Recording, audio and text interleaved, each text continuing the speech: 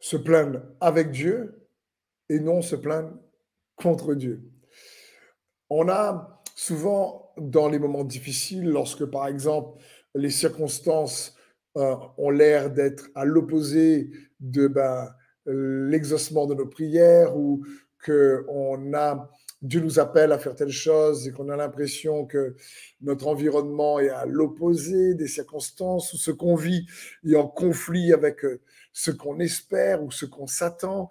Donc il y a de la frustration, de la déception, il y a beaucoup donc d'émotions qui arrivent. Il y a des fois dans les relations, que ce soit peut-être dans ta famille, que ce soit dans ton travail, que ce soit entre frères et sœurs chrétiens, des incompréhensions, des déceptions.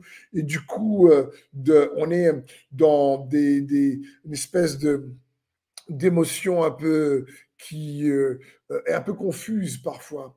Et le danger, c'est de se plaindre à ce moment-là plutôt de la situation contre Dieu et inconsciemment, ou de se plaindre toujours avec les frères ou les sœurs ou les amis et de toujours se déverser peut-être négativement avec d'autres. Et parfois, c'est compliqué parce que ce genre d'échappatoire, de genre de manière de faire, en réalité, ne nous aide pas. Elle nous enfonce sans qu'on peut s'en rendre compte. Ça peut apporter un soulagement émotionnellement parfois, mais parfois, non. Si les personnes avec qui l'on parle sont bienveillantes et sages pour nous ramener vers Dieu, pour nous donner la parole, la vérité, pour nous édifier, pour nous ramener à notre pensée, pour nous ramener vers le pardon, nous ramener vers la paix. Alors oui, là, ça peut aider, mais parfois, les personnes, comme les amis de Job avec qui il parle, l'enfoncent plutôt que l'aide. Donc, j'aimerais t'encourager surtout à imiter David, qui est devenu le roi David. Il a écrit les psaumes et le roi David, on voit dans les psaumes qu'il nous apprend à prier en se plaignant avec Dieu. Et j'aimerais te dire, donc, n'aie pas peur de te plaindre avec Dieu, de lui exposer ce que tu ressens, de lui dire, Seigneur, franchement, là, je me sens pas bien, ou Seigneur, là, j'ai du mal avec moi-même, j'ai du mal avec telle personne, j'ai du mal avec cette manière de faire. Seigneur, je viens vers toi parce que c'est difficile. Vous savez, Dieu connaît ce qu'on ressent. Et des fois, on a besoin, oui, de mettre des mots sur ce qu'on ressent pour essayer de se comprendre nous-mêmes et se libérer. Mais il est bon d'apprendre à le faire avec Dieu parce que c'est aussi ça, la prière. Le psaume 55, 17 nous dit, moi, j'en appelle à Dieu et l'Éternel me sauvera. Le soir, le matin, à midi, je me répands en plaintes et en gémissements. Il m'entendra et il me rendra la paix. Il me délivrera du combat qu'on me livre. Waouh! On voit ici, il dit le soir, le matin, le midi. Il dit ici, je me répands en plainte. Je gémis devant l'Éternel, mais il m'entendra et il me rendra la paix. Il va me libérer de cette plainte-là. Donc, souvent dans les psaumes, le roi David, notamment dans la cave d'Adoulam, comme on l'appelle, il y a d'autres psaumes où à nouveau on voit où il dit Seigneur, je me plains. Il vient se plaindre avec Dieu. J'aimerais te dire de ne pas avoir peur, de ne pas être gêné de te plaindre avec Dieu parce que il connaît nos émotions.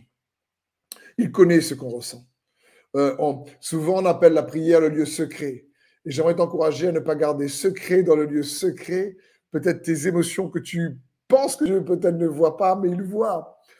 Euh, j'ai par exemple entendu ce genre de choses lorsque un enfant vient libérer ses émotions près de son papa ou sa maman et que le papa, par exemple, dit bah, écoute, arrête de pleurer ou Il ne faut pas pleurer pour ça, comme moi-même, ça m'arrivait de faire ce genre d'erreur avec mes enfants. Il ne faut pas pleurer pour ça. Et donc, inconsciemment, je me rends compte que donc, quand il vient vers nous pour évacuer, eh ben, on a une réaction qui freine et du coup, ça vient peut-être pas les aider. J'ai fait tellement de fois aussi cette erreur-là avec mes enfants. Et je me rends compte que avec Dieu, c'est pas comme ça.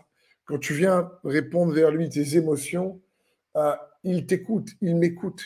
Il ne dit pas, bah, écoute, garde tes émotions pour toi, pleure pas, va pleurer ailleurs. Pas du tout. Et je me dis, Seigneur, aide-moi à être un papa à ton image.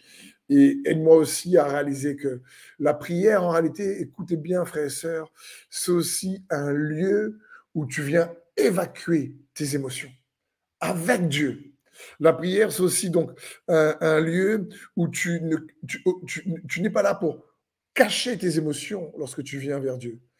Tu viens vers Dieu pour évacuer tes émotions.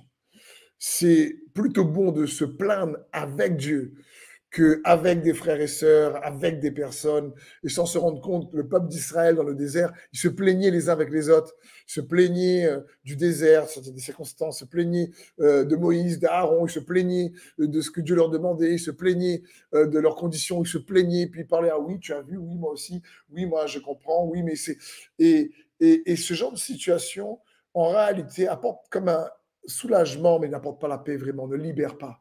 Alors que comme le roi David, tu viens vers Dieu, tu t'attends à lui. Il dit le matin, le midi et le soir, je viens vers toi et je me déverse et tu me donneras la paix. Donc il insistait pour exposer à Dieu sa détresse. Dans la cave, il voulait trouver et exprimer ses émotions avec sincérité et se découvrir lui-même, parce que la cave, c'est le symbole où, quand tu es seul avec toi-même, tu cherches à comprendre aussi ce qui se passe en toi. Parce que des fois, il y a des émotions, on ne comprend pas ce qui se passe en nous. Les émotions sont des indicateurs de que quelque chose, oui, ne va pas bien. Mais c'est pas parce que on est émotionnellement pas bien que Dieu ne nous entend pas. C'est pas parce qu'on ressent pas qu'on a la foi qu'on peut pas lui exposer nos émotions, dire Seigneur, là, je vais vraiment pas bien, ou là, ça va pas, là, écoute, telle personne m'énerve, ou moi-même, je suis pas bien avec moi-même, ou j'ai du mal à m'aimer, ou Seigneur, j'ai du mal à aimer telle personne, Seigneur, mon collègue, franchement, regarde sa manière de faire, ou mon mari, ma femme. Mais je veux t'encourager à comprendre que la prière est un lieu où on vient aussi évacuer ses émotions. Dieu sait ce qu'on ressent mieux que nous-mêmes et que tu te confies en lui dans la prière.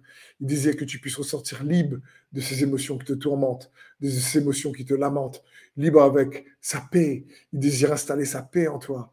C'est aussi à ça que la prière donc sert.